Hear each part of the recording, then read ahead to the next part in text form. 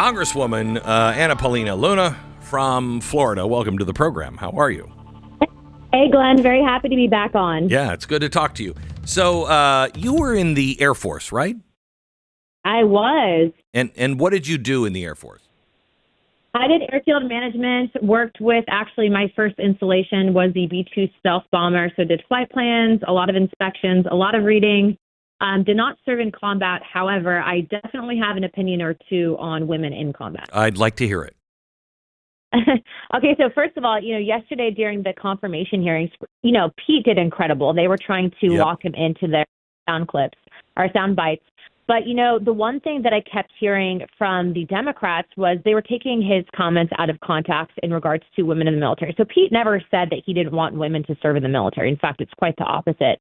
But I have the same agreement in that there are certain roles that women should not be subjected to in the military, right? So in a lot of foreign countries, you'll see that there will be women-only sniper teams and or women-only teams that will see certain combat. Now, I preface this by saying that there has been a study that was done, and it showed that when women were placed in harm's way, that the natural instinct for men was to protect that woman. Yep. And that's the right thing to do. That's that quote unquote toxic masculinity that the left tries to attack us with all the time. That is human nature. We're born with that.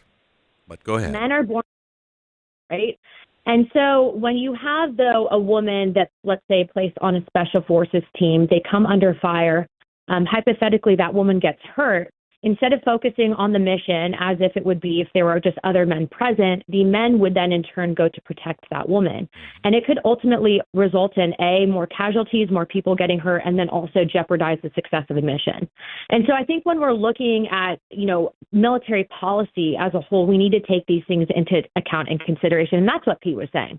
But, it's very easy because Pete is a white male for them to try to demonize him and paint him as this anti-woman, alcoholic womanizer, which is simply not the case. The other thing and the reason why I wanted to show my support for him was, look, Pete is a Christian. He has the Jerusalem cross tattooed on him. That doesn't mean that he's a Nazi, and that does not mean that he's a white nationalist. And so what I've been telling reporters is if Pete was so anti-minority, anything to do with what we stand for and values in this country, why would Jimmy Carter then have that same cross put on? They don't really have much of a response to that. Yeah. All right. So do you agree with him? Because I took from him yesterday something else about the military. I have no problem with women in the military, with an exception of the natural order of things where I think men, I have to tell you, if one of the guys was captured by, Al-Qaeda, I would do everything I can to make sure that one of the members of my team, were safe, and I do everything that we should do. However, it's different if I know that the woman member of our team has just been captured. It takes on a different meaning to me because I know what's going to happen to her in compared to, Tom or Tim. And I think that is a natural instinct that you cannot get rid of, and you don't want to. The second thing that I think Pete was talking about is, and we saw this in the fire chief in Los Angeles, where she said, I'll talk to people and they'll say, well, you can't lift my husband out of our burning house. And her response was, well, he got himself into a place he shouldn't be, so why should I? Okay, that's ridiculous.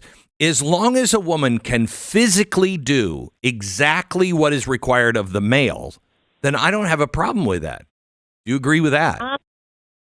I would say that there still is, though, this aspect of psychology and certain situations where I don't think women should be placed, right? So right now what we're seeing is, and those are all great points, Glenn, right? So the military standards currently is that there are different standards for women and for men. That's just a fact. But there are also different requirements for different jobs, right? So like if you go in, for example, to be a firefighter, you're required to lift X amount, whether or not you're a man or a woman in the military. But in that sense, I would say that when you're talking about conditions where you're living in the field, when you're talking about conditions when you know that there is going to be a psychological aspect and component, it doesn't mean that women aren't as good as men. I think that Right. there's been cases women can be better snipers than men are, Yeah. depending on what you're looking for job wise. But what I will say is, as far as my perspective is concerned, I don't think women should be required to register for the draft. I know that Senate Democrats were pushing that in the NDIA. And I also think that women should not be placed in certain combat roles Agree. in the military Agree. for those reasonings. Agree. Let me switch topics with you. You were one of the biggest advocates for the UAP UFO disclosure. Any updates on that hearing? The updates on the New Jersey drones, and were you able to get David Grush into a skiff and get a classified briefing? And if so, what was your takeaway? So I was not able to get Grush into a skiff. In fact, they were blocking that via not reactivating his security clearance. And so I'm hopeful with the new incoming administration, especially because as of right now, Marco Rubio is going through his confirmation for Secretary of State. Yeah. And Marco has been in the Senate one of the big advocates and supporters of looking into UAPs, aka UFOs, and then everything else associated with that. Now, what I will say is that I've been grossly disappointed and disgusted by how the Biden administration handled what happened with the Chinese spy balloon, which, to be clear, is different than a UAP. Yeah. But the fact is that some of these drones are likely tied to not just hobbyists, but also to probably more nefarious actors. And that even if we had that information available to share to the public, I don't believe that the Biden administration would have done that because of how I saw how they handled the drone. Yeah, the balloon traversing the United States and collecting intelligence nonetheless. It was Right. a Chinese intelligence operation. I had one of my colleagues, Van Drew, who actually made an omission on television that it was adversarial drones. And then you saw the intel community come out and poo-poo it, but Van Drew would not just make something like that up. So you're seeing kind of this rift occur with the intelligence community and then people that do want the American people to simply know the case. Now, I think that this is probably a topic of longer discussion in regards to what a UAP is. But what's interesting, Glenn, and I know that you look at these things through a lens, as do I, as a Christian, first and foremost. Right. But what was interesting when I was questioning Grush, I actually asked him, well, what would you consider, in so many words, is this like a physical entity? And he kept calling these things interdimensional beings if we're specifically referencing UAPs. And so I think that that's just a lens and perspective to think about this from. I think that there's a lot. If you would have talked about this even 10 years ago, your political career would have been over. People would have said you were a conspiracy. I can tell you that this is probably the number one question I get. No matter where I'm at in the country, people come up, they've seen the hearing, they appreciate it because everyone's curious. So I'll leave you with that. So let me just let me just follow that here just a little bit. The interdimensional beings that could be spiritual, that could be a quantum being. Any idea what he meant by that? I actually tried to pull on that string, and he did not want to go there. And then I can also tell you that when I was talking to him with a group of other legislators on the phone prior to the hearing, that he did make the omission that he was actually in fear of his life and that something had happened where they tried to kill him. So I don't know if that was associated, but he did not want to go into that any further. And so based on my investigation, based on what we were told in the hearing, I would say that it does not seem like it would be a good thing that he gave me the impression that this was nefarious. And so take that for what it's worth. If interdimensional, I think quantum could be, Right. we're on the same page there. So it is so bizarre that this kind of stuff is happening and we're not being told. Donald Trump said that he would talk about the drones on Tuesday. He said, give me a day to get settled in office. And he said, I'll find out the drones and I'll tell the American people. Should we know if that's China? Should we know the American people? I think that it would be well within his wheelhouse. And I think that he wants the American people to start to trust their elected officials. This goes so much deeper than just having someone in the White House that's on your side, right? Because we know that, and from what I've gathered, has been bipartisan and bicameral, meaning the Senate, the House, and Democrats and Republicans have all been working on this together to get some answers and information. And there is a certain level of stovepiping that we've seen with information.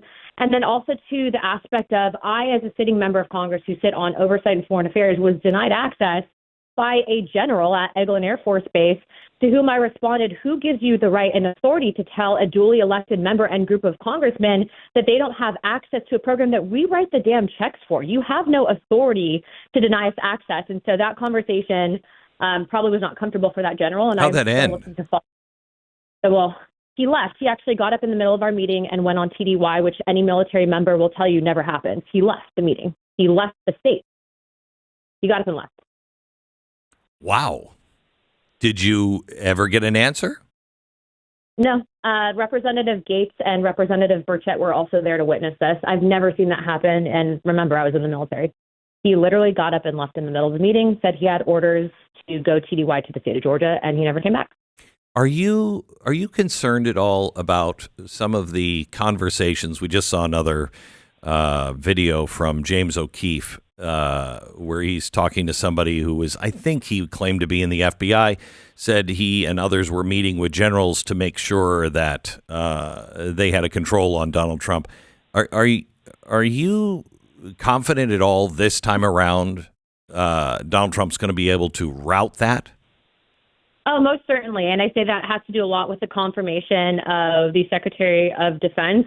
You know, top down, last time when President Trump was in office, I think that there was a lot of trust in people to do the right thing. And then he realized that the deep state was real and there were people that were just running, regardless of whether or not he was a Republican and whether they were Republicans or not, that they were working against his agenda because they didn't like what he stood for.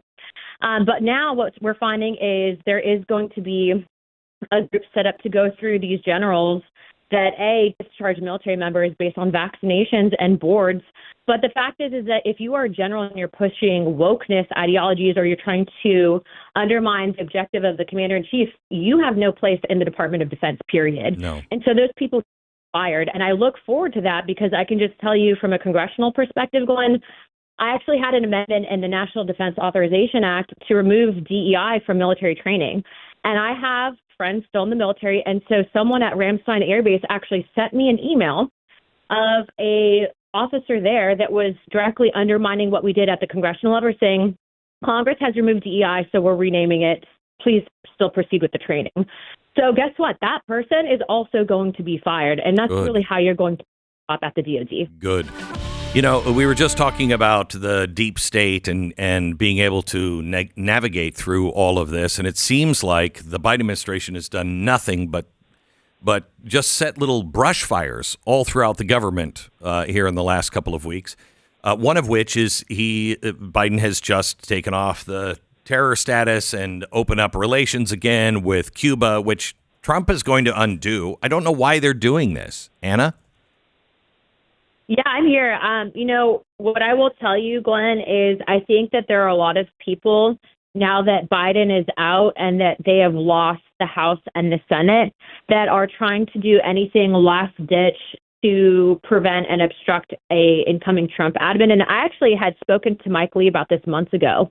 And he was saying that they were even trying to, in the Senate, put in little nuggets of legislation in some of the bills that they were passing that would really prevent President Trump from doing anything to stop the spending in Ukraine as well. So in my opinion, yes, incoming Trump admin, especially with his foreign policy, is going to be extremely aggressive. And I know that I'm going to be aggressive. Remember, I also sit on foreign policy with our new chair, Brian Mast, who's extremely pro-Trump. And so we back the president's agenda, at least from a congressional perspective.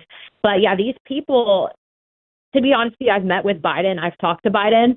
But he knows that it's over for his legacy and his political career. So I just don't think he cares anymore. I will tell you, I hope that we clean out the State Department, at least the 6th and 7th floor. A lot of people in the State Department have to go. The last question is on Tulsi Gabbard. I was surprised to see her go to DNI. She doesn't have a lot of experience with the deep state and intelligence. How do you feel about her preparedness for that, to be able to clean it out?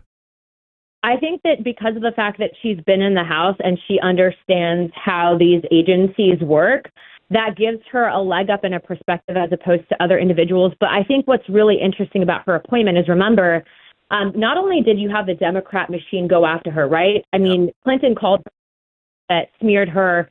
The legacy media hated her when she ran for president, and then she was placed on a watch list. So I think in part of the reason why she was appointed is because she had those agencies weaponized against her. Yeah. And if you those positions, you're more at a personal level inclined to fix the problem because you know firsthand what it's like to be subject to their, prosecution and persecution. Yeah. And so I think she is going to obviously have a lot of opposition when she goes through confirmation. But the one thing that she has is she used to be a Democrat. So I hope that she throws it right back into their faces. I love that. Anna, thank you so much. God bless. Keep up the good work, and maybe we'll see each other this coming weekend in Washington, D.C. Perfect. Great. Anna Paulina Luna, the Republican from Florida.